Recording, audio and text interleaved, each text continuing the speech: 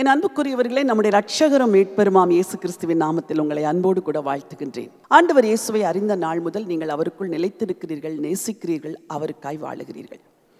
ஆனால் இந்த ஆண்டவரை அறிகிற அறிவு இருக்கிறதே, அது ஒவ்வொரு விசுவாசிக்கும் அது நாளுக்கு நாள் அதிகமாக வேண்டும். கர்த்தரை எந்த அளவுக்கு அறிகிறீர்களோ அந்த அளவுக்கு உங்கள் உள்ளான மனுஷன் பலனடையும். நீங்கள் விசுவாசத்தில் வளருவீர்கள், கர்த்தருக்காக எழும்புவீர்கள். சரி, இன்றைக்கும் இந்த ஆண்டவரை குறித்து அறிகிற மக்கள் அதிகமாக இருக்கிறார்கள். அவரை குறித்து அறிகிற அறிவு பெருகி கொண்டு தான் போகிறது. ஆனால் அந்த அறிவிலை நிலைத்திருக்கிறவர்கள் வாழ்க்கையில் உயர்த்தப்படுகிறார்கள். யோவான் தன்னுடைய சுவிசேஷத்தை எழுதும் பொழுது, முதல் அதிகாரத்தை துவங்கும் பொழுதே கிறிஸ்துவை குறித்து மகிமையான காரியங்களை சொல்லி துவங்குகிறார். பலருக்கும் இந்த முதல் அதிகாரம் பிடிக்காது. ஏனெனில் அதற்குள் இருக்கிற சத்தியத்தை அவர்கள் ஆவியின் வெளிச்சத்தில் அறிகிறதில்லை.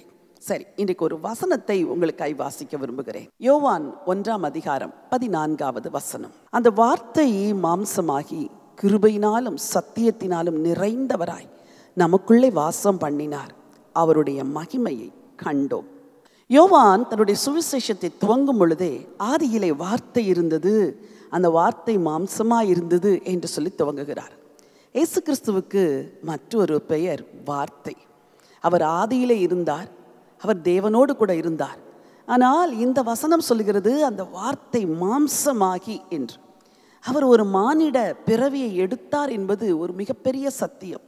இன்றைக்கு அநேகர் இதை நம்புகிறது இல்லை. இயேசு என்ன பூமியில் வந்தாரா, வாழ்ந்தாரா என்று கேட்கிறவர்கள் அநேகர். நீங்கள் எதை விசுவாசிக்க வேண்டும் என்றால் அந்த வார்த்தை மாம்சமாயிற்று என்பதை விசுவாசிக்க வேண்டும். கூடவே வசனம் சொல்லுகிறது, கிருபையினாலும் சத்தியத்தினாலும் நிறைந்தவராய் நமக்குள்ளே வாசம் பண்ணினார் என்று சொல்கிறது. ஆண்டவரை தேவன் கிருபையினாலும் சத்தியத்தினாலும் நிறைத்திருந்தாராம். அப்படி என்றால் இயேசுவுக்குள் என்ன இருக்கிறது? கிருபை இருக்கிறது, சத்தியம் இருக்கிறது. அந்த ஆண்டவர் இயேசு உங்கள் உள்ளத்திலே வரும் பொழுது என்ன நடக்கிறது? உங்களுக்குள் கிருபையும் சத்தியமும் வருகிறது. இயேசுவை அறிந்திருக்கிறேன் என்று சொல்லுகிறவர்கள் கிருபையிலும் சத்தியத்திலும் நிறைந்தவர்களாய் மாற வேண்டும். கிருபை எப்படி கிடைக்கும்? தேவனை அதிகாலையில் தேடும் பொழுது கிருபை கிடைக்கும். சத்தியத்தை எப்படி அறிந்து கொள்வது? வேதத்தை திறந்து ஆவியானவருடைய துணையோடு கூட வேதத்தை படிக்கும் பொழுது சத்தியத்தை அறிவீர்கள். சரி, கிருபையும் சத்தியமும் இயேசுவுக்குள் இருந்தது. அந்த இயேசு உங்களுக்குள் இருக்கும் பொழுது உங்களுக்குள் என்ன இருக்கிறது? கிருபையும் சத்தியமும். இந்த கிருபை எப்படி வளருகிறது என்று இன்னொரு வசனம் சொல்கிறது. அது ஆச்சரியமா இருக்கிறது, வாசிக்க விரும்புகிறேன். வசனம் 16. அவருடைய பரிபூரணத்தினால் நாம் எல்லாரும் கிருபையின் மேல் கிருபை பெற்றோம். வசனம் 16 சொல்லுகிறது, அவருடைய பரிபூரணத்தினால் நாம் எல்லாரும் கிருபையின் மேல் கிருபை பெற்றோம். இயேசு கிறிஸ்துவுக்குள் கிருபையும் சத்தியமும் பரிபூரணமாயிருக்கிறது. அந்த இயேசு நமக்குள் வரும் பொழுது நமக்கு கிருபை மேல் கிருபையை ஆண்டவர் கொடுக்கிறாரா? எவ்வளோ ஒரு ஆடட் பிளஸ்ஸிங், எவ்வளோ ஒரு நிறைவான ஆசீர்வாதம், எவ்வளோ ஒரு மகிமையான ஆசீர்வாதம். கிருபையின் மேல் கிருபை. ஆண்டவருடைய பாதத்தையும் அவருடைய வேதத்தையும் தேடும் பொழுது உங்களுக்கு கிருபை மேல் கிருபை, கிருபை மேல் கிருபை, கிருபை மேல் கிருபை ஊற்றிக்கொண்டே இருப்பார். உலகத்தில் ஆண்டவரால் பயன்படுத்தப்படுகிற தெய்வ ஊழியர்களை சற்று நோக்கி பாருங்கள். அவர்கள் வாழ்க்கையில் எது அதிகமாக இருக்கிறது என்றால் கிருபை. ஆண்டவரால் பயன்படுத்தப்படுகிறவர்களுக்கு கிருபை தான் அதிகமாக இருக்கிறது.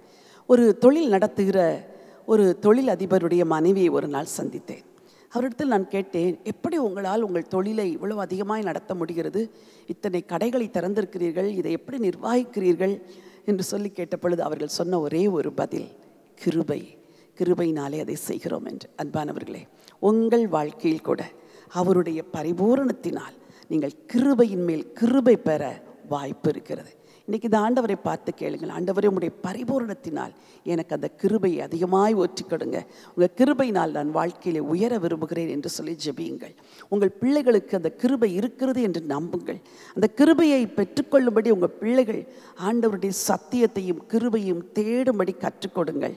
ஞானம் அல்ல, திறமை அல்ல, அறிவு அல்ல, கிருபை உங்களை உயர்த்தும்.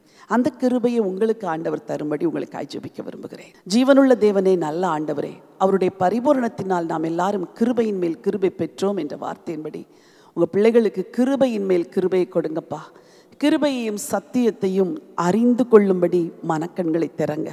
அதிகாலையில் உம்முடைய பாதத்தில் காத்திருந்து கிருபையை பெற்றுக்கொள்ள உதவி செய்யுங்க. ஒவ்வொரு நாளும் உடைய வேதத்தை தியானித்து உங்கள் சத்தியத்தை அறிந்து கொள்ள உதவி செய்யுங்க. உம்மோடு நிலைத்திருக்கிற இந்த வாழ்க்கையை உங்கள் பிள்ளைங்களுக்கு எல்லாருக்கும் தாங்க. சந்ததிக்கு சொத்துக்களை சேர்த்து வைக்கிறார்களோ இல்லையோ, உங்கள் கிருபையின் மேல் கிருபையை சேர்த்து வைக்க உதவி செய்யுங்கப்பா. ஆசீர்வதிங்க. ஆண்டவர் இயேசுவின் நாமத்தில் ஜெபிக்கிறேன் நல்ல பிதாவே. ஆமென், ஆமென். பிரியமானவர்களே, அவருடைய பரிபூரணத்தினால் உங்களுக்கு கிருபையின் மேல் கிருபை கிடைக்கிறது. அந்த கிருபையை நம்புங்கள். அந்த கிருபை உங்களை உயர்த்தும். இந்த நினைவோடு இந்த நாளை துவங்குங்கள். இந்த நாள் ஒரு வெற்றியின் நாள். God bless you.